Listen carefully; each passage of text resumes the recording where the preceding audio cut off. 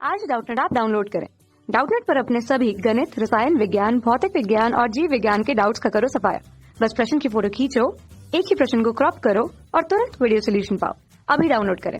इस प्रश्न में हमें कहा गया कि निम्नलिखित में से असत्य कथन का चयन कीजिए। तो हमें ये बताना है कि असत्य कथन कौन कौन से हैं। तो पहला कथन क्या है, S1 जो दिया है वो हमसे कह रहा है कि पथ की लंबाई का समय से भाग करने पर औसत वेग प्राप्त होता है। ये हमारा गलत है। देखिए, जैसे मान लीजिए हमारा क्या है, पथ की लंबाई हमारी इतनी है A से B तक की, इसके बीच की दूरी जो हमारी है वो मान लीजिए D है। तो अगर हम इसको यहाँ से, कोई हमारी कार है जो कि चलना शुरू करती है, यहाँ से यहाँ तक जाने में हमारा जो है T समय लेती है, तो अगर हम पथ की लंबाई को या फिर दूरी को समय से भाग कर देंगे तो हमें चाल प्राप्त होगी या फिर वेग प्राप्त होगा, लेकिन हमें औसत वेग नहीं प्राप्त होगा। औसत वेग का हमारा सूत्र होता है कि कुल दूरी बटे कुल समय। तो ये हमारा जो है ये गलत है। यहाँ पे ये हमारी कुल दूरी नहीं है, वो आपको देखने में लग रहा होगा यहाँ पे इस केस में हमारी कुल दूरी है, लेकिन अभी मान लीजिए हम इसको ऐसे ये घुमा फिरा के बना देते तब ये हमारा कुल दूरी नहीं होता। ये कुल दूरी इसलिए नहीं होता क्योंकि यहाँ पे हमारी पथ की लंबाई क्या है, यहाँ से मान लीजिए ए से शुरू करते हैं बी तक जाते हैं, तो ये सब पूरी लंबाई मान लीजिए एल है और हमने इसको समय से भाग कर दिया तो ये हमें चाल दे दिया। लेकिन अगर ये वापस लौट के भी आ जाता, एक बार ये जाता तो एल चला जाता, लेकिन लौट के आता तो फिर जब लौट के आता तो ये 2L चल देता, कुल 2L चल देता। लेकिन आप क्या कर रहे हैं, आप केवल ये नहीं देख रहे हैं कितनी दूरी चलेगी, आपने केवल पथ की लंबाई देखी। अगर इसकी लंबाई कुल L है तो इसमें ऐसे भाग कर दिया, तो आप कह रहे हैं कि हमें जो है औसत चाल मिल जाएगी, तो वो हमारा गलत है। यहाँ पे चाल की जगह औसत चाल लिख लीजिए। औसत चाल का हमारा सूत्र ये नहीं होता। औसत चाल होता है कुल दूरी बटे कुल समय।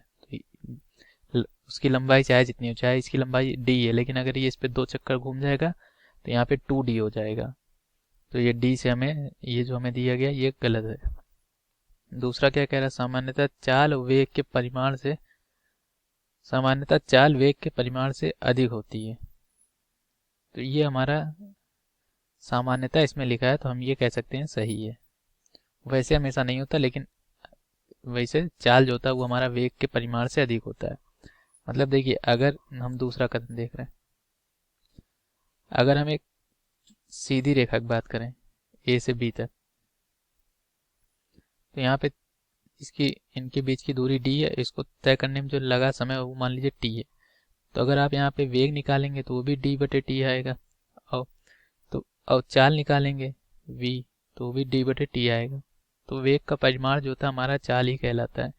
यहाँ पे तो वेग का परिमाण जो हमारा वो चाल के बराबर है, लेकिन हमसे प्रश्न में कहा गया सामान्यतः चाल अधिक होती। तो अगर मान लीजिए ये हमारा वृत्तीय पथ होता तब क्या होता, तब इस बिंदु से चलना शुरू करता व्यक्ति और फिर यहीं आके रुक जाता।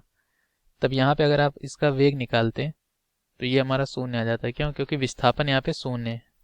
यहाँ पे क्योंकि D जो होता है वो यहाँ पे विस्थापन होता है जब हमें वेग निकालना होता है, और जब चाल निकालनी होती है ये क्या है, ये वेग है। तो वेग में हमारा होता है विस्थापन बटे समय, और वहीं पे जब हमें चाल निकालनी होती है तो होता है हमारा दूरी बटे समय।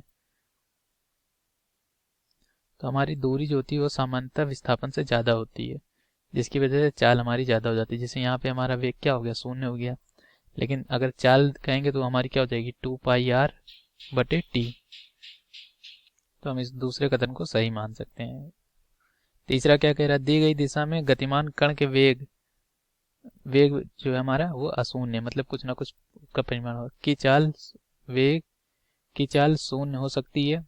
ये यहाँ पे कहा गया हमसे, यहाँ पे हमारा कुछ नहीं लिखा, यहाँ पे हमारा लिखा होगा तथा औसत गतिमान कण के वेग तथा चाल शून्य हो सकती हैं।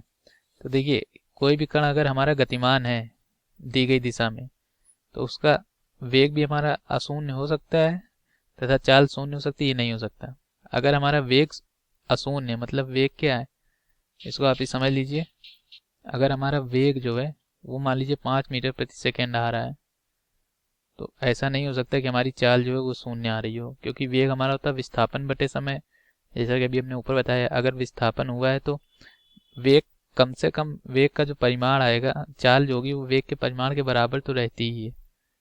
तो ऐसा कभी नहीं हो सकता कि हमारा वेग जो है कुछ वेग का मतलब कुछ परिमाण और चाल हमारी शून्य हो, तो ये हमारा कथन जो है गलत हो गया। ये क्या कह रहा है, औसत वेग का परिमाण औसत चाल होता है, ये भी गलत है।